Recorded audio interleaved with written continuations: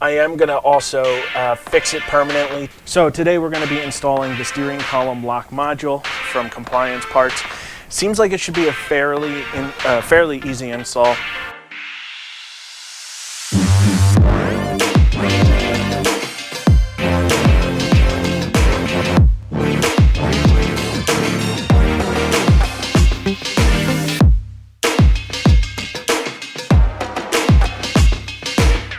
Hey Vet Heads, if you own a C5 Corvette or are looking to buy a C5 Corvette, one thing you should definitely know is these tend to suffer from a steering column lock issue.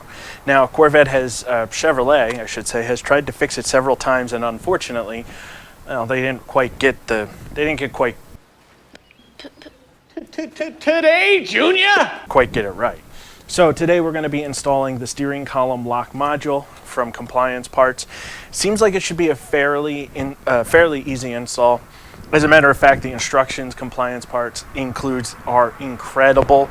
But let's go ahead, dive right into it, and I'll kind of explain how my issue started.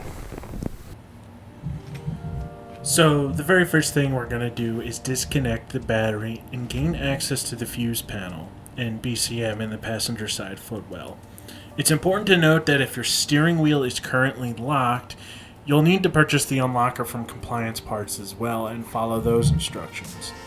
Since my steering wheel functions normally, or as it was intended to, I mean it unlocks when the car is started and locks when the key is removed, I merely needed to pull a fuse to stop this mechanism from occurring.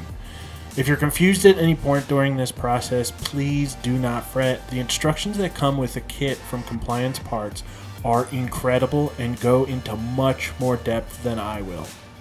Anyway, next we'll be removing the BCM and the connectors. I've found it a bit difficult to pull these out, not only because they were tight, but because the location is, well, it's awkward to work with.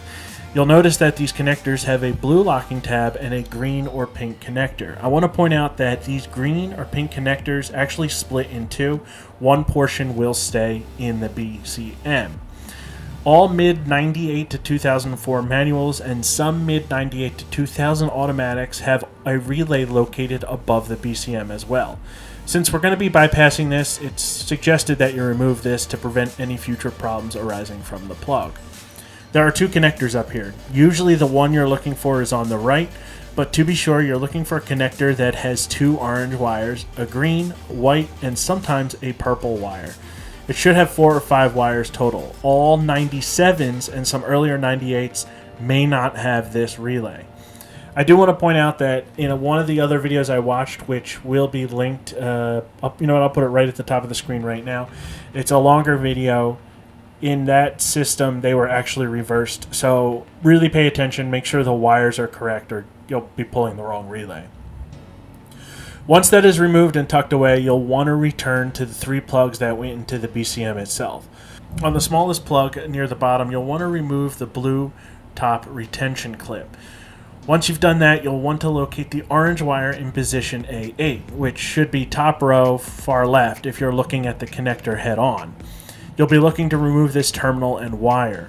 Once you remove that wire, you'll take the orange wire from the LMC5 and match the orientation of the removed terminal.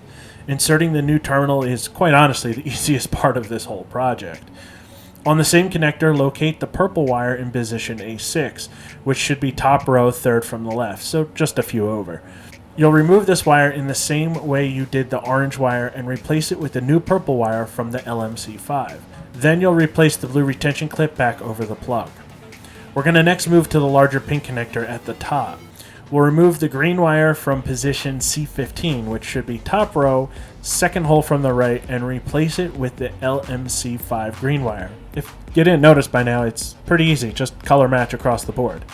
Replace the blue retention clip on the connector. The capped brown wire is not used unless you continue to have problems after installing the LMC5. Reattach all 3 connectors to the BCM and ensure that they seat firmly. Don't install the BCM just yet, just lay it in the approximate location. Route the black wire along the LMC5 orange and purple wires and harness, making sure it reaches the BCM mounting tab at the bottom. Remove the screw, lock washer, and nut from the wire and install the screw from the bottom side of the tab. Place the lock washer, ring terminal, and lock nut onto the screw, fully tightened. I capped the old wires with the provided plastic caps and cleaned up the wiring a bit, zip tying where I needed to. I ensured the BCM hooks at the top entered their slots and pressed gently on the BCM until it locked into place. I then reconnected the battery and inserted the key into the ignition. You see this error message I'm getting? That's not good. It means there's something amiss with your installation. In my case, turns out I just forgot to reinstall the fuse I removed earlier. Anyway, if you've had success, I suggest starting the car a few times and going for a short ride, ensuring that everything seems to be in working order, before closing up the access panel. Alright, bedheads, so moment of truth. Oh man, it is great to be behind the wheel of the Corvette again. I'm glad that I finally got this fixed. It was bothering me, and with slow shipping going on because of COVID, I had to wait even longer than I wanted to. But I'm just taking it around the neighborhood. I'm verifying that I can definitely get over 3 miles an hour, which we're doing 25 right now, so plenty good. As you saw, I actually forgot to put the fuse back in. Scared myself half to death. Thought all the work I just did was for naught. But let's talk about difficulty. So as I've mentioned before, part of buying this Corvette was to learn a lot of mechanics. Something like that was definitely out of my wheelhouse. I've not done anything similar to that anytime, not even owning this Corvette so far. So it was definitely an experience. On a scale of 1 to 10, it's hard to say. I know I look sweaty, probably because it's hot outside. It really wasn't hard to work on. I would say it's a good solid 5. There's definitely a lot I learned, like pulling pins from the terminal itself, things like that I had never done, and I had to, watch videos on, which I'm actually going to link.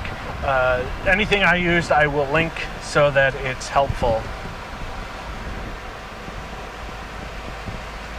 This lady doesn't have a stop sign, but that's nice of her to stop anyway. So anything I use, I will link up above so that you can use as well.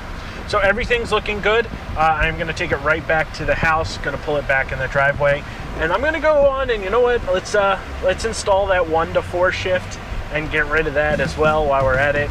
And we'll talk a little bit more about that on the next episode. Actually, I think I'm going to split these. I think that makes more sense.